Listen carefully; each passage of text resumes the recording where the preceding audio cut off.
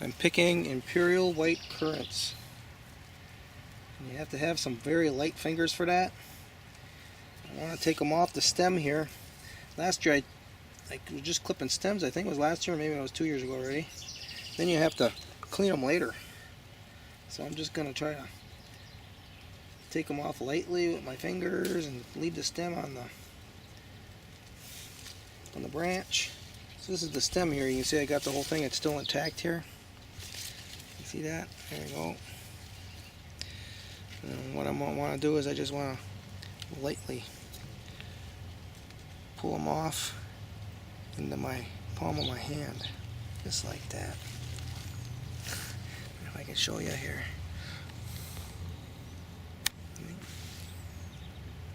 Oops. Well, I got plenty of them, but I really don't want to waste any on the ground. Oh, look at that. Oh my God. I got to give you a close-up of this, hey. Look at it. That's just one branch. All the way up. Oh, it goes way back in there. Oh, I got like 20 bushes to pick. Oh my God. I don't think I'm gonna have to be able to record all of that. I get a video and a picture of that. It all came off at once. Look at that. I'll get a little segment of picking here while I'm standing up. And I think I'm kind of getting the idea of something a little different. I'm putting the cup here, in the crook of my elbow here, and I'm reaching over. My left hand seems to be the one that really likes to pick the berries off the stem, so I'm grabbing the stem with my right hand, and I'm right-handed, and I just gently pull them off with my left and put them in the cup. It saves me from having to get as close as I can to that bush to get these berries off individually like I'm doing. There are just so many berries, it's hard to believe. I'm only working on 2 bushes here, and I'm going to fill that bowl easily with those 2 bushes, and then some. And I've got a lot of other bushes left to go. I said 20 before, but I don't know how many, I got to count them. There's some that I've got in experimental mode back in the forest garden, where I'm growing ribes and asparagus together. And the principle of that is currants actually are an understory bush, and they can get too much sun, too much heat. So there's a timing issue here where the ribes, they leaf out and they blossom in April. About the same time the asparagus starts to emerge out of the ground, but I picked the asparagus, so it's not a factor other than me harvesting it. In the beginning, when the ribes are doing their thing, getting their leaves out and getting their blossoms done, pollinated, and developing the fruit. And then, in the heat of the summer, of course I don't pick asparagus until there's none left. In the heat of the summer, asparagus grow up over the top of the ribes, and it casts a fairly gentle shade over the ribes. They seem to be really liking that. So I got a video up on that area. Actually, I got 2 of them from last year. One was just picking imperial white currants back there, and the other was where I was taking issue with the urban farmer Curtis Stone, who made a straw man argument, or I don't know what else you call that, ad hominem attack on permaculture, where he frames what's wrong with permaculture when obviously that wasn't what was wrong with permaculture. You know, permaculture isn't about what he was claiming it was. Permaculture is just a designing system. And the best I could come up with in terms of explaining permaculture is it teaches some basic sciences, the most critical of those in terms of what drives life on the planet, and it teaches you to become a scientist, because there's so many variables you don't know in any given spot what's going to grow the best or what likes to grow. You don't even have to figure out what grows the best. It's just what likes to grow. And by using those sciences that it teaches, it gives you the idea of the variables that you're encountering on a general scale. The larger issues, you know, for instance, like water and soil and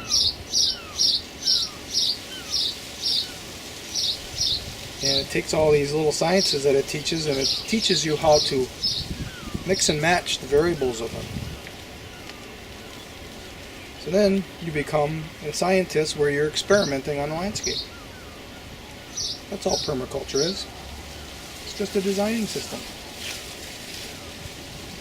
A lot of people make permaculture out to be something either worse or more than what it really is, when it's just a designing system. And there are different segments of permaculture. People, they have their egos and they kind of redefine it to fit what they think. And because permaculture doesn't have a hierarchy or any central authority to say otherwise, they go off on these side issues. Yeah, I guess that's okay. They've learned the science. So now they want to kind of personalize it, maybe personalize it to the area, which definitely that would be a good thing. You're not going to become a global designer, but you're going to become an expert in your area. Some of these people, they call it advanced courses for, cold climates or whatnot. Yeah, that's good. I like that. How I've learned it, though, is through the global designing system and reading the manual. And I don't think there's a lot of permaculture people that even reads the manual. And the manual is really where it's at. It's set up so that at the beginning it teaches you why you want to do this. Of course, a lot of people already know why. But it gives you some concrete reasons, gives you some ethics, gives you principles. And it goes through the various sciences that are critical to be able to design. And then the rest of the book are examples in the various climates and geography, which can, even in the dry climate, I'm not in a dry climate here, but there's lots to learn in terms of his examples of how to grow in dry climates that have actually kind of interposed into my design here in the backyard. Swales really aren't, they're a tree growing system and they can be used anywhere, but where they're the most effective is in an arid landscape.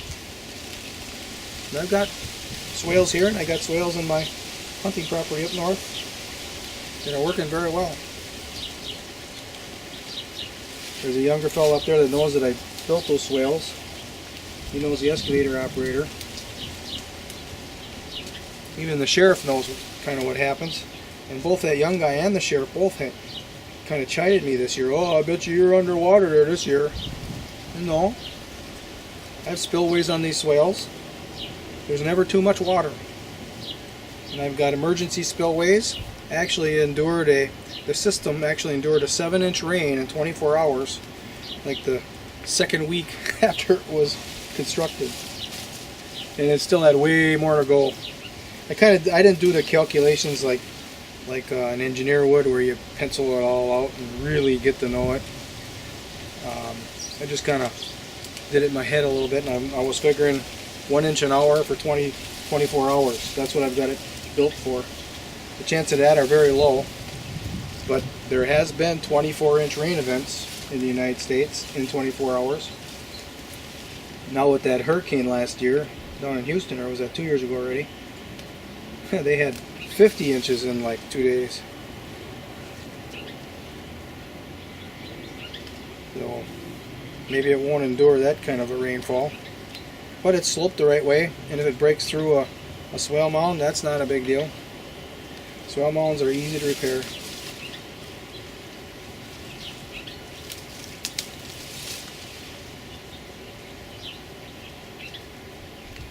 I drop a lot.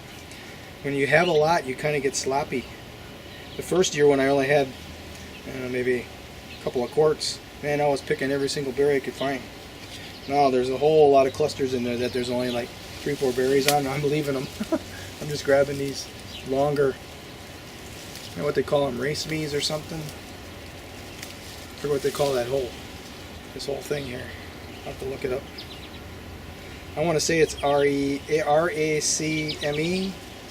something like that. Well, you don't need to know the Latin names or break apart all these plants into little segments like the scientists do to be able to grow them. Having a green thumb is what you need.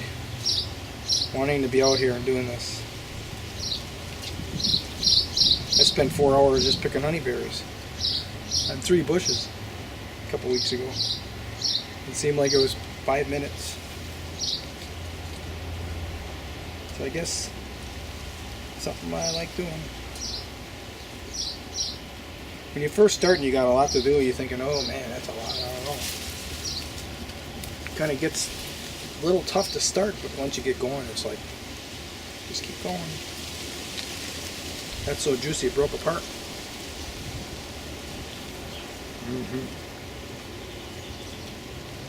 Oh, good.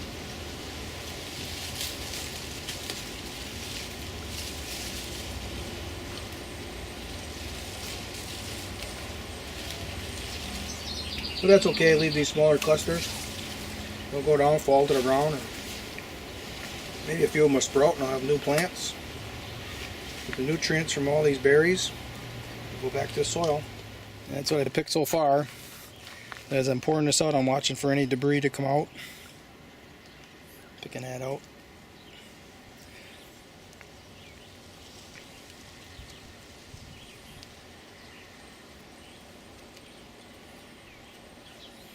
I'm going to go through these and see if I find any berries that are extraordinarily large. And I'm going to save the seeds and sprout them for plants. Look at that. That's something right there.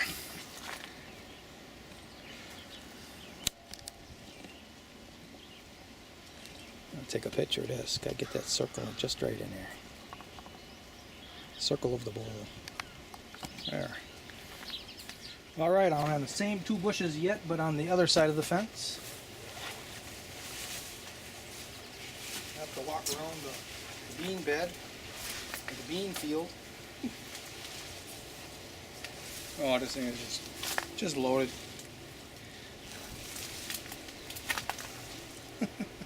Oh, these are very ripe. Some of them are turning kind of dark. Let's see if they taste any different from over there since they've been in the sun here.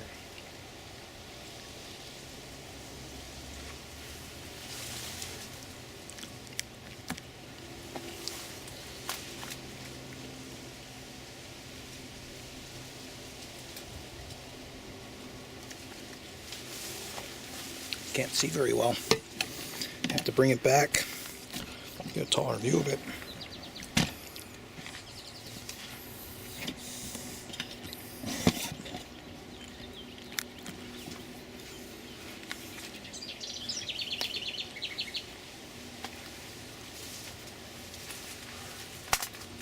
These are the same 2 bushes, but on the other side of the fence. Look at that. Guess I'm kind of cutting my head off there on the camera. We'll try again. Ooh, these are really dark.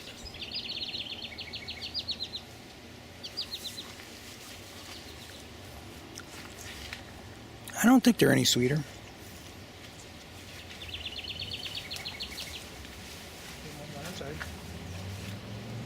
Ones on our side of the fence are shaded from the afternoon sun. Actually, it's kind of shaded in the morning sun too. This one, this side of the fence gets a lot more sun. All the afternoon sun. They're definitely more ripe. They are dark yellow color. I don't think they taste any sweeter.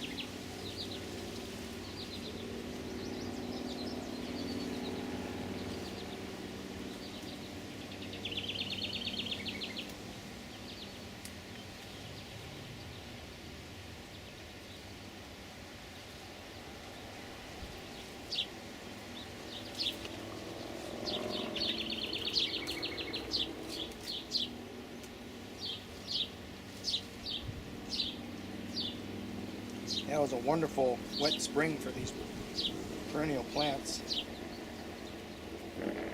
And I managed pretty well with annuals too, but when it's very wet like that, it was rather colder. I think that's really good on these perennials. You know, a lot of farmers couldn't even get in the field with their tractors. There wasn't any problem here in my backyard. And you say, well, you know, they're broad scale, they make a lot of product. Well, my point is, they don't get that product to market, price goes up. You know, in some countries there's actually shortages of food. Whereas I bio-intensively manage my backyard as I have, I'm not going to have any problems. The price of my food isn't going up. And the nutrient level of my crops is off the charts compared to anything they're making.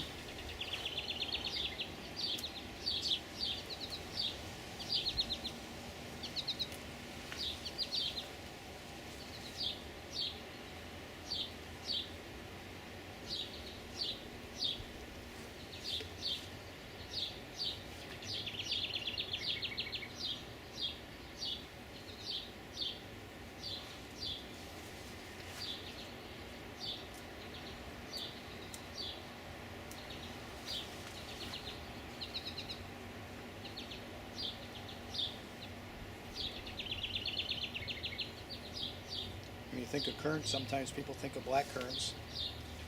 And, you know, they're highly astringent. These white currants don't have any of that. They absolutely do have a sugar content. There is just a slight bit of tartness, which is what makes these berries wonderful to eat.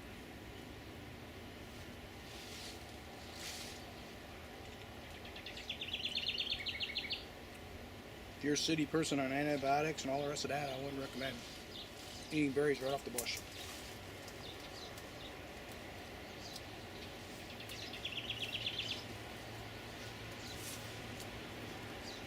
Your stomach has a lot less bacteria in it for processing food. And these berries, eating them without washing them will affect you, if you know what I mean.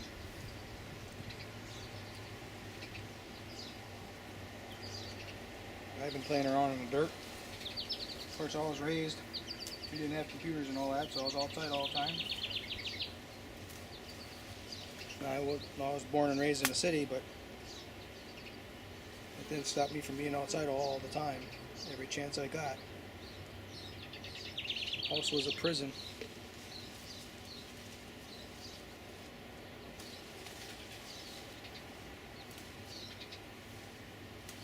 I think my system is pretty conditioned.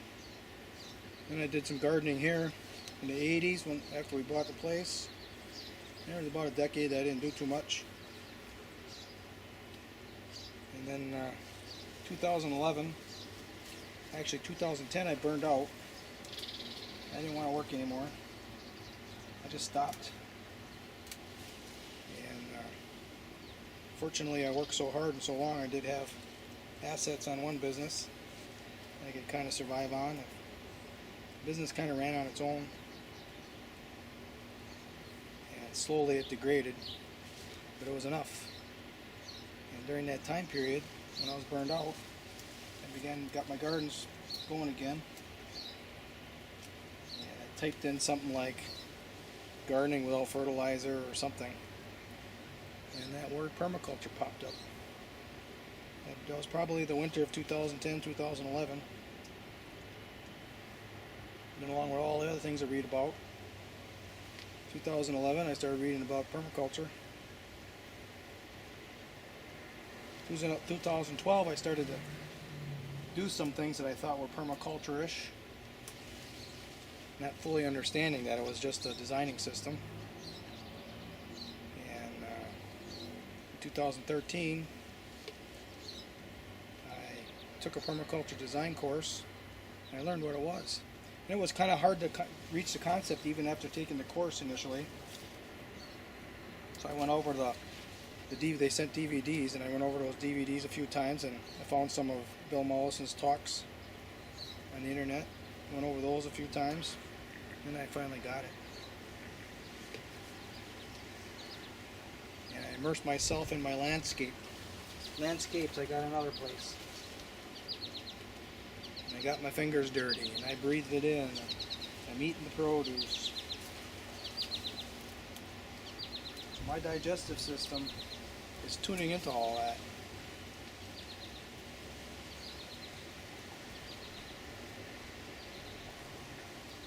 And then this year, I read the 30 Theses back in 2006.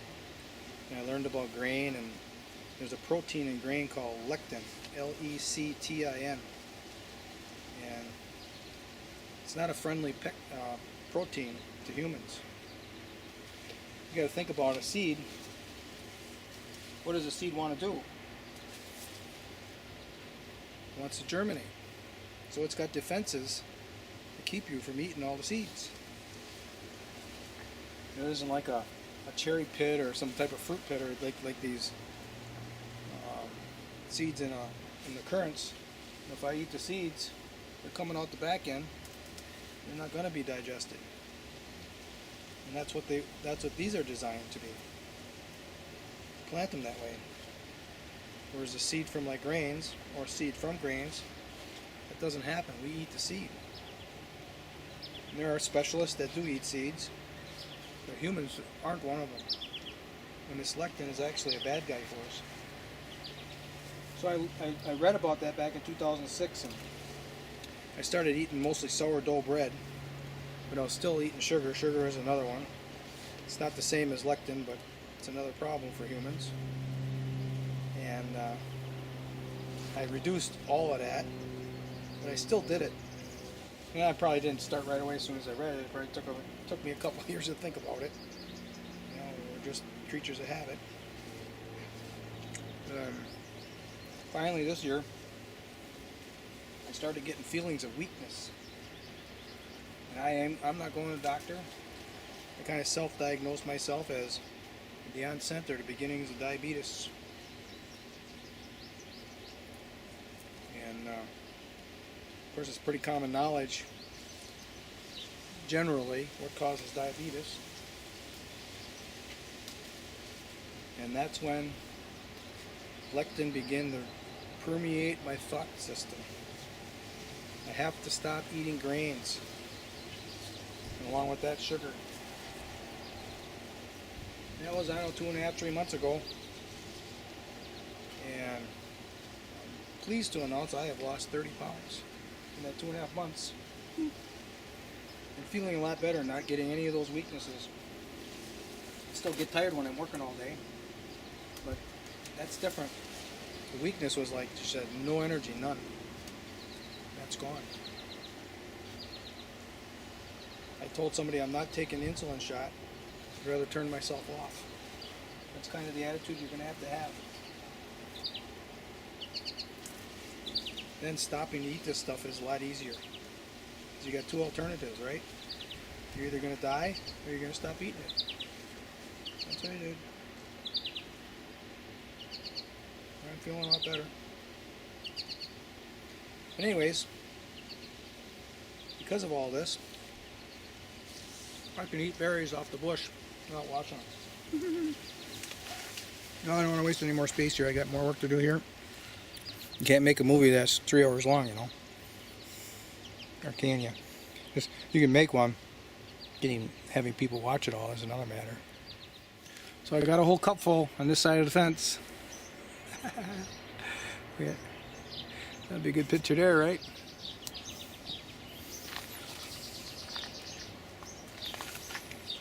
Looking for debris.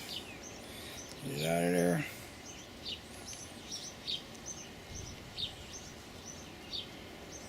And the green one. This one's overripe. I'll eat it.